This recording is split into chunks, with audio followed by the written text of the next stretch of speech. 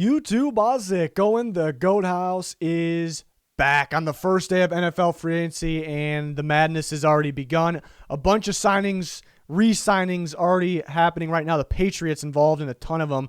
So this is our first grading video. We're going to grade every single free agency signing, and we got a chunk of them here in this video. If you're looking for a specific one, you don't see it in this video, it probably happened while I was recording this or after. We'll get to it. But yeah, a lot of Patriots news. We're going to grade all these. I'm going to give you my thoughts. We're always talking about these, breaking the news on Twitter before the video, so I'd follow the Twitter at NFL. Please subscribe to the channel. Full NFL coverage. Again, grading everything, including when big trades happen. We got you covered there. And for the NFL draft, you see underneath me, walkthemock.com. Best draft simulator. Very fun. We use that for our member mock drafts, keeping you guys involved. Use code GOATHOUSE if you do sign up. Yeah, here's our Twitter at GOATHOUSENFL. You'll find a link down below. Keeping you guys updated on everything, talking about everything that's happening, giving some thoughts here, and plenty more to come. If you're not following that Twitter, you are missing out.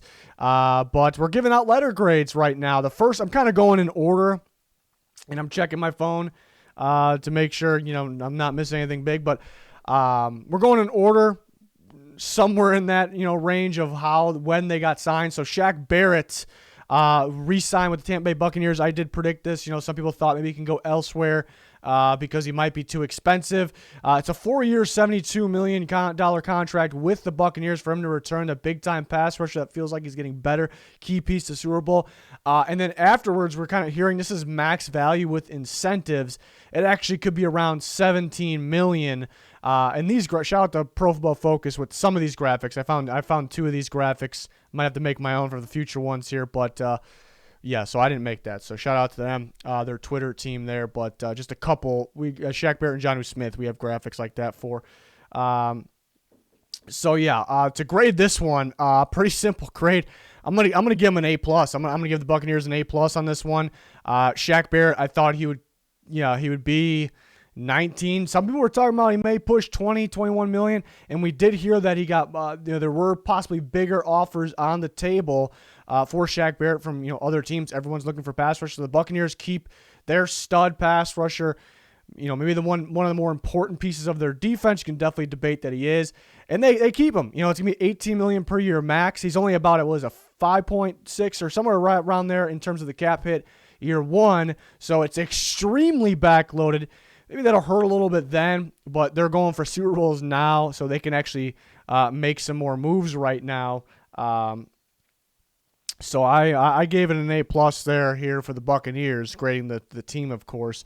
Next up, we got Jonnu Smith, the tight end from the Titans, going to the Patriots. We're going to talk about. We're not going in order from all Patriots right now. We'll kind of circle back to more Patriots. We're going to talk about a lot of guys, especially guys that actually signed in the last week or so at the end here. So we had a lot to get to. But 4-year, $50 million, that's $12.5 million per year. Some people may be surprised about $12.5 million, but if you've been keeping track with my videos, especially talking about Jonnu Smith, I talked about if he didn't get the franchise tag, he could get around that 12.5 range. So this does not surprise me one bit here for Jonnu Smith. I did recommend the Titans tag him, and now you see why. 9.5 on a tag, and then they lose a key piece there. They just didn't want to pay that even. So I guess that's why they let him go. And the Patriots been scrambling to find that tight end, and they get a good tight end here. You got to keep in mind future plays a part. And when you're signing a 4-year contract, he's got potential still. He so versatile as a tight end. He can play pretty much anywhere, catch the ball downfield, you get in the ball in the backfield. Some tight end screens, pretty good in the red zone, good at the contested catches. So to me, this isn't, this is right around the range where I thought he'd be signed for. It is a little expensive. I gave it an A-. I still like it. The Patriots, get their tight end, of the future finally. Maybe they can stop drafting mediocre tight ends, about 3 of them every draft. I'm exaggerating a little bit, but you get my point there. Yeah, I gave it an A-. It's pretty pricey. But they're still able to, make moves. And I did. It's not like a surprising price. I think best case, maybe a little cheaper. But I don't really view it as an overpay, anything like that. I like the fit. It's an upgrade for sure for them. They do need to find a quarterback, but I think it makes the job easier for the quarterback. You can scheme things up for a guy like this. That's what everyone was looking for. And I talked about it. I talked about it on Twitter when this happened. I wouldn't be surprised if he had more value than Hunter Henry, because he's got more to his game. He's got more upside. He's healthier than Hunter Henry as well. It just makes the job easier for the quarterback, like I said. So I give it an A- there. Good job to the Patriots. They got more to talk about. Romeo Okwara signed back to Lions. He had some interest elsewhere. This sounded like this sounded like the most he got. The most he got here in terms of offers, $13 million per year. There was some more teams interested as well. I do like Romeo Okwara. He had one really good season last year, but not too many people thrived with the Lions. Under Patricia, I suppose. 3-year, $39 million, $13 million per year. Yes, an interesting one to grade. I thought he would probably get a little close to here, a little underneath. It's interesting, too, though, because, the Lions, I'm trying to figure out what they're trying to do. Let Golladay walk, and it could be because they're rebuilding, but he can be part of that. But then they're restructuring contracts, so that tells you they want to win now, and then you sign Romeo Okwara. Something like this, it sounds like they want to win now. So maybe they just didn't like Kenny Golladay. It is a little confusing to kind of get on board of what the what the Lions are up to. I like Okwara. Somewhat risky. It's not an overpay whatsoever. Somewhat risky, $13 million per year because you don't know what you're going to get. He was really good last year. Patricia scheme. Is he going to fit this new Saints type scheme? I got some question marks there. I give it a B+. I give it a B+ right now. I like him. Thought the 12.5 range is right there at 13. I give it a B+. It's a tricky one to grade. We'll see what happens there with that new scheme. Next up, another circling back to the Patriots, which we'll continue to do. Devin Godshaw, who's the nose tackle of the Dolphins, missed last year. I think he tore his bicep. 2 years, $16 million. It's $8 million per year. I thought maybe a 1 year deal less than $8 million per year. Why? Because the injury last year, looked like a solid young nose tackle the year before. Nothing established yet. So I was surprised. 2 years. Pretty close to a 1 year, obviously. But I really thought it's a guy 1 year deal, maybe less. Maybe around the $6 million, maybe max 6.5 range. Patriots they're looking for defensive linemen. They're looking for a nose tackle. They don't tend to spend this much. They try to find the guys that are kind of like Godshaw, but they spend around that $5 million maximum range. So it's an interesting one. If he's on the field, I think he'll be good for the Patriots. I think, a good young guy that can, stick him there for, a while if they want to, extend him after that. I don't love the price point per range. You look at Michael Pierce was kind of that big nose tackle. He opted out this past year, so we get to see him play. But that was kind of the big nose tackle of last free agency, and he got $9 million per year. I know it's a year difference. The cap also went down, but usually the players get paid more and more every year, so you come to expect that. But the cap did go down, so you figure around the same. I think it's a little bit of an overpay, but again, good young nose tackle, so I'm not really saying he's not going to be good. He's got to stay healthy as well. I was a little surprised by that. That was a little bit of an overpay. So I gave them an A- for their Jonnu Smith. I'm going to give him a C- for this one. Next up, we got 49er. Bringing Jason Verrett back. He had a really good year. And this was a really good corner out of TCU, and we knew that, seeing him play in the NFL. He just couldn't stay healthy. So we know the talent is there. Got to stay healthy for the most part. Stays healthy, plays where we think Jason Verrett would play if he's healthy. So very solid. 49ers losing a bunch of corners. They're going to get him back. We'll actually talk about Manuel Mosley. We'll talk about some of the older signings in a little bit. 1 year, $5.5 million is pretty team friendly. I definitely think he would have got more elsewhere. I think this is a pretty he's got to stay healthy. So it's gonna it's not gonna look like an A+, I guess, if he gets hurt and misses most of the year. But that's not how we do things here. We factor in, I guess, will he stay healthy or not? But 1 year, $5.5 million. I thought this guy could get around $10 million per year somewhere else, possibly. The 49ers got to work on signing Trent Williams. That's going to be pretty damn pricey. Verrett went and helped you out here. So I just don't see how this is not an A+ here. So it's a good job for the 49ers there. Moving on. Patriots, another big one. Matthew Judon. We were hearing yesterday, we were hearing they might be in on Yannick Ngakoue. And, I don't know if that was a great fit. Hearing that, I was a little surprised by that. But it turns out they're more interested in a different Raven, Matthew Judon. Makes more sense as a fit because the Patriots play pass rush. They're always looking for unique pass rushers. You got to be able to drop in coverage from time to time. You're not going to be in coverage nonstop, but you got to be pretty versatile, be able to do that. And I think there's only specific schemes that he fits, kind of scheme dependent. That's why I wasn't extremely high on Judon. I was talking about could he get overpaid, and we'll talk about that in a second. And that's why, because he's kind of scheme dependent and might rely on the scheme a little bit, even though he's a fantastic player. But I think he fits the scheme. He can drop in coverage. Chase Winovich, Matt Judon. They drafted a couple of those guys last year. Uche, Anthony Jennings. So I think those guys are gonna have to be parked on the bench for a little bit, rotation maybe. Uche, I did great as an off the ball linebacker, so maybe they do kind of use him like that. So that actually could work out as well. But it's a fit is what I'm getting to. It's a fit, but I have been saying I'm worried somebody's going to overspend on Matthew Judon, and what was kind of that price point that I was putting on overpay. I was kind of labeling 15, 16 million on the overpay. They pay him 14 million per year, 4-year deal, 56 million. Again, I think it's a pretty good fit. 14's kind of getting close to that, but again, I do like the fit. Still back and forth in a couple grades here in a certain range. I'm gonna give it a B+. I'll give it a B+. I like it, like the fit. Pretty expensive. 4-year deal. It could be one of those guys where maybe he's not as productive away from the Ravens. So we'll see. The exact details need to come out, and we can know more. We can discuss all those on Twitter and more into it. I like doing these rapid fire grades, but if it's aligned where let's say he's struggling. I don't really expect him to, but he's struggling after 2 years. Could they get out of it and actually save money? Then I like it more. I give it an A- maybe there, but B+, a good grade, obviously. Some risk in this one. I like it, though. I'm glad they stayed under that 15 million point, and he's a fit. He's a fit. It's Patriots doing work. Jalen Mills, 4-year, 24 million, 6 million per year. Really early on was looking like a hidden gem for the Eagles, but then he started to struggle, and they're moving around corner, safety. What is he? He went, I think, safety to corner, back to safety, and he's struggling a little bit. Having some big responsibilities, I guess, with the Eagles. I was actually surprised by this one too, because maybe a Patrick Chung replacement. They couldn't really cut Patrick Chung because of negative cap. So maybe they're looking out for the near future. They did sign him 4-year, 24 million. And first glance, 6 million actually might seem cheap, but that's because we're looking at all these other pass rusher contracts, receiver contracts, whatever it may be. And excuse me, I got to check I don't think anything big right now. Some small signings. Okay, I'm gonna be doing that in all these videos probably, at least the early on ones.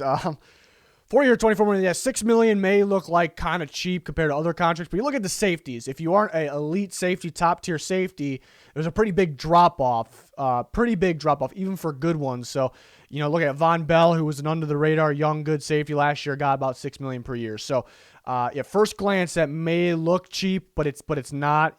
Compared to looking at the safety market, it's just weird how it is. That's just how it is, though. A guy like John Johnson might get like 15 million, but that kind of makes sense. So I'm not a big Jalen Mills guy. I thought his value, kind of looking at past, maybe around 4 million. I think he could have success in a better scheme. The Patriots got a way better coach scheme, but just better scheme in general. It's a tough one. I would feel more comfortable on the 4 million range, 4.5. Kind of definitely in that C range here. It is 24 million in general. I know it's 6 million per year, 24 million in general. We'll give it a C here. Some that I really like for the Patriots. C is not bad. It's kind of in the middle there, somewhat in the middle. It's not good, obviously. But, some I really like for the Patriots. As you can see in some, don't love it a whole bunch. But he could be better at the Patriots scheme, so we'll see what happens here. Moving on. Roy Robertson-Harris gets signed by the Jacksonville Jaguars, coming from the Chicago Bears. This is a 3-year, $24.4 million. It's an 8.13 per year. We were starting to hear, rumors around the league the last couple of days that he actually could have a pretty good market, and it was kind of a surprising name that it could have a pretty good market. He ends up having a pretty good market. This is a tough one to grade too, because I view him as a fit. The Jaguars are gonna switch to a 3-4 scheme. They need all. They need all that three I mentioned, defensive tackle, nose tackle, defensive end. I think you can fill in at the end spot, also the D tackle spot. So they need all three of that. And So that's good. I think it's a fit, and they got one, but you really want better, bigger names across the line, and he cost $24.4 million on top of it. So, you look at, kind of the market for guys like this. Some solid ones do get around $10 million, but the guys that get around $8, $9 million, they're at least somewhat productive. Robertson-Harris was injured last year. He hasn't really been that production. He does get pretty good pressure. He'll have a monster game here and there, and that's, while playing with Akeem Hicks. You got Khalil Mack on the outside. So, this is a tough one to grade, too. Because I like the fit and it was a big-time need, I tend to bump it up. But do I bump it up that much? I'm not a huge fan of the price, I'm going to give it a D. I'm not a huge fan of thinking about bumping it up to a C-. I don't have a D+. I kind of got a firm F, D, and then I got pluses and minuses for everything else. That's what the graphics guy supplied me with. So we'll say kind of the D+. We'll call it that. It's just not much production. It's one thing going to a better scheme. It's going to be a same scheme. It is a fit. We know it's a fit. Not playing with Akeem Hicks, Khalil Mack, it was a giant need though, because they're going to need to get two more guys along the defensive line like this perhaps. But you would think, if you're getting guys around Robertson-Harris's talent, but a little different position along the D-line, it's not going to be the best defensive line. And you spend $24.4 million on him. So you're going to have to break the bank, it feels like. So those things kind of stick in my mind. I'm not in love with it. Again, it filled a need. It's somewhat of a fit there. Definitely an interesting one. I was not expecting $8.13 million per year for him. Was expecting $5 million, and then there was rumblings coming out that he was going to have a higher market value. So I was thinking 6.5, 7. So I guess we're getting pretty close there. But not in love with that one. More signings and grades. Got 2 pages of this. Marcus Golden was a somewhat smaller signing, a solid pass rusher. 2-year, $9 million. Would be a rotation with Dennis Gardeck because they're going to bring him back, it looks like, as well. It's a tender deal there for him, though.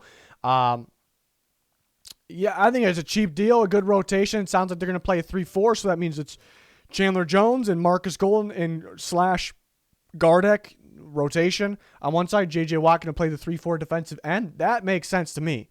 I'm good with that. Golden, for that price, makes sense out there. I gave it an A. Ravens signed Kevin Zeitler this morning, 3-year, $22 million. I think that's a pretty good deal. He struggled last year, but I actually thought he would get more. I thought he would be a guy getting overpaid, around $10 million. So he's under that. It's a smaller cap hit. We were talking about the cap hit. We found out that info.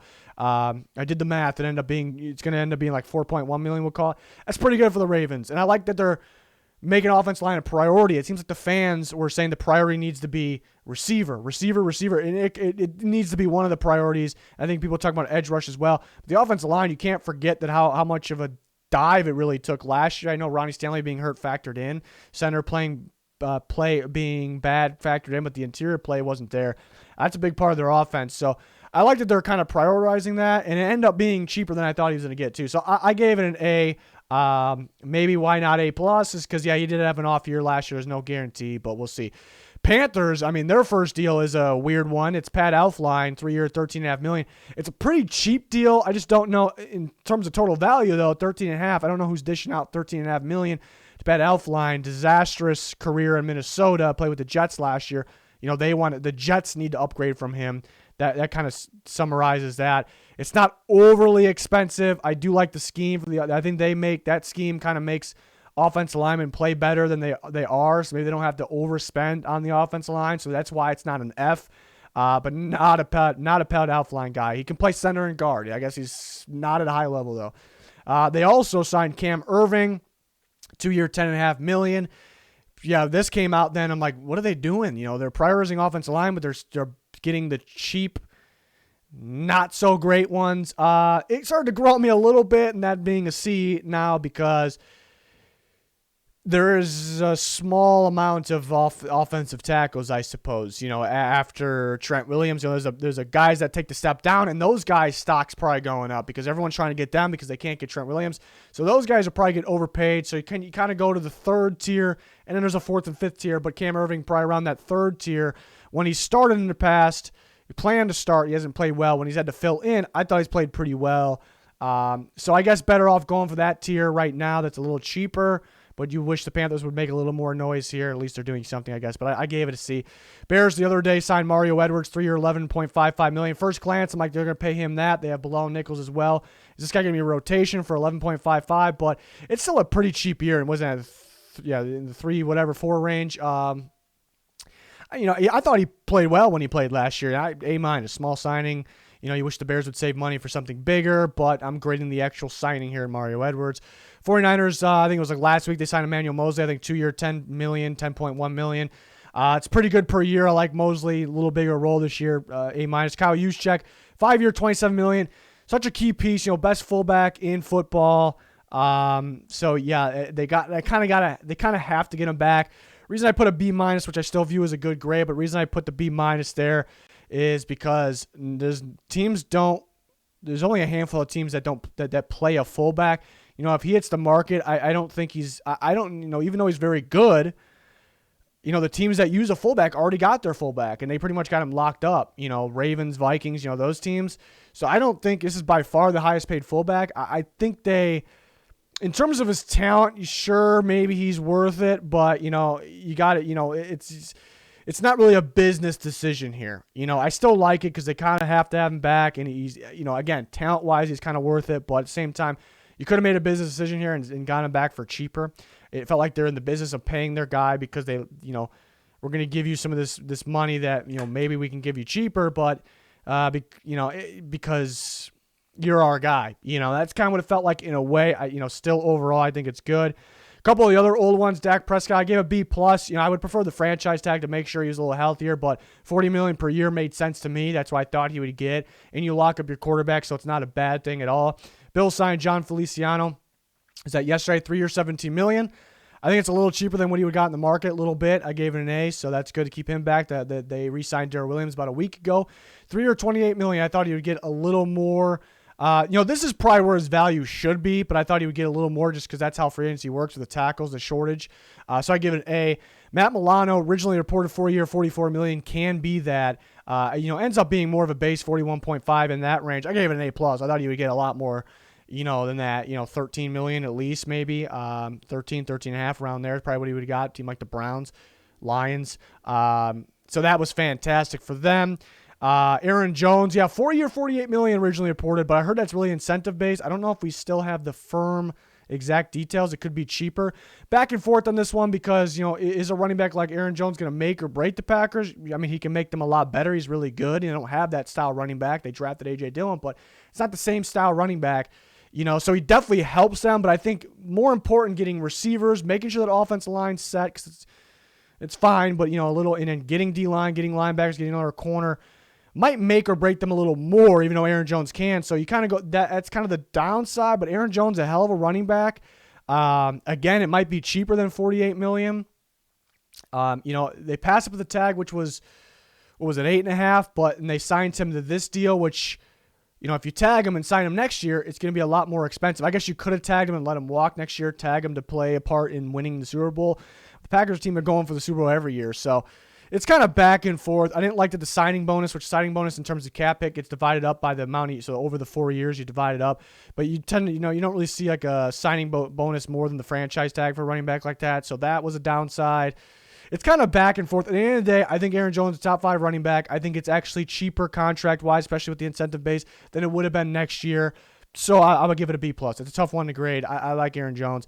Patriots, Cam Newton, 1 year, end up, it's reported $14 million, but it's really going to be $5 million unless he plays great. And if he's playing great, he gets $14 million, you're going to throw the money at him. So that's fine. That's kind of the good thing. B, if it was like a true 1 year, $14 million, I would have gave it an F. That's for sure. Cam Newton wasn't good last year. Sure, he can be better with more time and better weapons. People blaming the weapons too much. He just doesn't feel right. Ever since that injury a couple years ago, he just seems like he's about to throw the ball 30 yards downfield and ends up going 5, So there's some problems in there. He turned the ball over too much, just couldn't get enough production. He can on the ground, but that might be affecting him as well. I gave it a B because it's not that high of a risk. 1 year, $5 million. If you try to get a guy like in the draft, he can learn from Cam Newton, so that's kind of the upside. If you would have told me the Patriots are re-signing Cam Newton, I'm not going to tell you the price.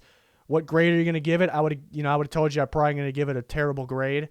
But growing on me a little more. I just hope, it's not ideal for him to be your starting quarterback. Texans signed Christian Kirksey. A lot of small deals around there too. This is one I want to talk about. They're going crazy with the small deals though, waiting for them to make a splash. Maybe we can talk about some of the other small deals in the future here. I wasn't a big fan of Christian Kirksey. One year, $4.5 million. It's not overly expensive, but it's kind of like the safety position where we're talking about with the linebackers. The big ones get paid. Even look at Matt Milano get. That's really not that much, but the big ones get paid there. Then it's a big drop off, and Kirksey just cannot stay healthy. He's a decent player when he's on the field. It's just a guy that you had to have here. So 4.5. It's not really an overpay. For a guy that's just, you hate to say it, but you almost guaranteed to get hurt almost. It's maybe a little bit. It's just a little confusing there. It's interesting to see what the Texans are doing, but they have made some good moves. I like getting Marcus Cannon. So I'm curious to see where the big moves fall. They got to make those. I think they will. We'll see where those end up. But this is what I got for right now. My phone's going off like crazy, so there's definitely moves happening at the moment. And if you don't see a grade for signing here, it's probably because it hasn't happened yet, or it happened as I'm talking right now. So we'll get there. And some of the smaller ones, sometimes I get to a little later than some of the real small ones. So we'll get there. This is one of many videos, and we'll have trade grade videos when those go down as well. We'll have you covered. We'll have you covered instantly live on Twitter. So at GoDallasNFL, follow that. Make a Twitter if you don't have one. Turn notifications on. Turn notifications on here. Subscribe. Smash that like button. You guys know the drill. Appreciate the support. It's been amazing lately. So appreciate that very much. Thank you for watching this video. Goodbye.